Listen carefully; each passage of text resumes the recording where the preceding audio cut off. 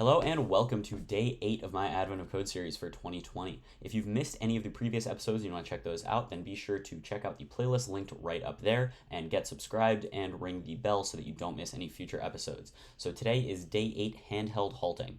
So the idea here is we are on our flight and the kid sitting next to us is having an issue with their game console where it won't turn on. So we jump in there and immediately decide to disassemble the boot code. Makes perfect sense. We find this super duper simple assembly language that is hitting an infinite loop somewhere. So this assembly language has 3 different things. You can add or subtract to the single accumulator that it has. You can jump around the code, and it has a no-op. So if we go ahead and see this, we determine that the problem is that it's hitting an infinite loop. So for this problem, we need to determine what value is in the accumulator right before that infinite loop happens. So right before the first thing in that infinite loop is run for a second time. So if we go ahead and read through that, it's just giving us a quick example. I recommend you go ahead and give this a try. This is a pretty simple one to start, definitely coming down from the difficulty of yesterday. And we are going to jump into my code once you're done with that right about now. So the way that I did this is we start off by just reading the instruction as individual lines, and then I decided to break out this into just a resolve function that actually just executes this assembly, because I determined part 2 was probably going to be a similar thing, and I was right in the end. So what we do is we create a set of things that we've visited already. This is going to be important when we're checking if we are hitting an infinite loop or not, because if we get an instruction that is the same index that we already visited, then that means we are in an infinite loop. So then I also established a variable for our index. So that's just going to say what line of code we're on, and one for our accumulator. So the while loop here is while the index is less than the length of the instructions. So that means before we get to the end of the accumulator of the code. And what we are doing is if the index is something that we've already visited, then I'm just returning a pair here of false and the accumulator. So the reason I'm doing that is I wanted to differentiate between results that we are saying this is right before an infinite loop and results that are actual results, which turned out being handy in part 2. Technically for part 1, this isn't necessary. You could switch this while loop to just be while ind is not in visited and return at the end. But I wanted this code to be more reusable, so I decided to break it out like this instead. So what we do every time we visit an index is we add that index to our set of visited, and then we assign these 2 values, cur and val, to a split on the index. So that's just to get the actual instruction, and then the actual instruction, and then the value. And what we do there is if the instruction is jump, then we just move the index by that amount. And otherwise, first we check if it's accumulator, and if so, then we add the int value of that to the accumulator. Python int is very handy. If you have a plus in the string, it will just ignore it. It'll just evaluate that as a normal integer, and if you have a minus, then it will evaluate that as a negative integer. So Python's int does everything we need for this little bit right here, which is super helpful. And then if we are in this else statement, that means we are either on an accumulator or a no-op statement. In either way, we just want to jump to the next instruction, which is just going to be adding 1 to our index. So then while this runs through, for part 1, we will eventually get to an index where we've already visited, and when that's the case, we are returning our accumulator. So part 1, you can see it just returns the second part of that pair right here, which is just going to be our accumulator value, and that's it for part 1. So now we can jump into part 2. So part 2, after some careful analysis, you believe that exactly one instruction is corrupted. So either a JMP is supposed to be a no-op, or a no-op is supposed to be a JMP. So what we need to do there is fix the program by switching either that JMP to a no-op or that no-op to a JMP, and then determining what accumulator value we get when that program actually executes.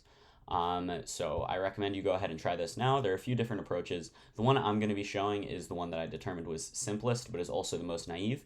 And then if you want to stick around after, I'm also going to talk about how you would implement a more efficient solution. So if we jump ahead over to my code now, be sure to pause if you haven't tried this yet on your own, and we'll get back in with my part 2.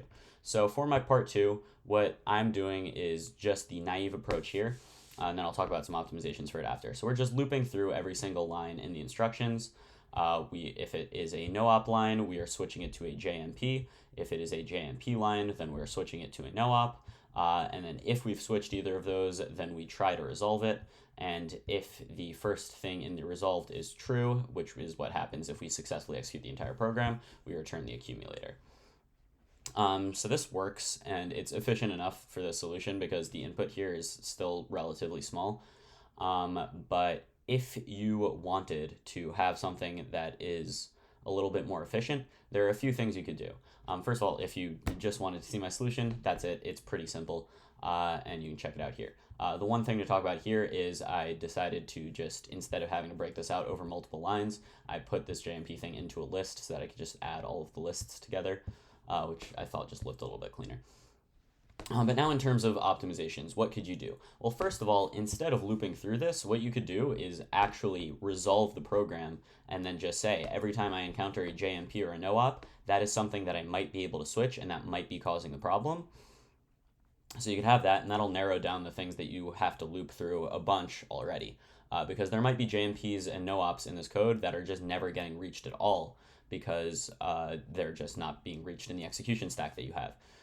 So you could do that and then just keep sort of an updated list of candidates and try with that. Since you're only switching out one command, that's going to work. If you just run that through once, you will have all of the things that possibly might need to be switched.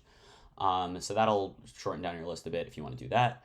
Then other things you can do is there are actually certain parameters I found that each either no-op or JMP function would have to hit to be one that could possibly be causing the program to halt. So if it is a no-op, then the only case where you'd want to switch that to a JMP is if it has another JMP that is after the no-op, but before wherever that no-op would take you if you switched that no-op to a JMP. So let's say you had like JMP plus 4, and then 2 lines later you had another JMP.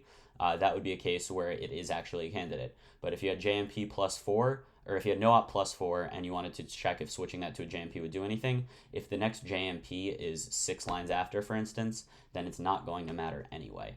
So you could just discard that from your list of candidates. So then another thing you could do if you wanted to check for whether a JMP was a valid thing is first, either it has to be going backwards. If it's going backwards, then it is a candidate. So if it has a negative value, or if it, by JMPing, either it skips another JMP before it gets to the next JMP. So if you have a JMP plus 4, and then there's also a JMP at plus 2 and a JMP at plus 6, for instance, if you were to switch that to a no-op, then you would hit that JMP on plus 2, whereas you wouldn't before. So that is the cases where a JMP would be valid. I decided not to implement those here because this is still just a really short solution, but that's how you would do that. If anyone wants to post their solution implementing that in the comments, I'm sure a lot of people would love to check it out. So that is going to be all from me for today. I hope you enjoyed and I hope you learned something. Be sure to stick around. Hopefully we'll get some more problems that are a bit more interesting like yesterday's. This one was fine, but again, a little bit back to basics. And I will see you in the next one. Goodbye.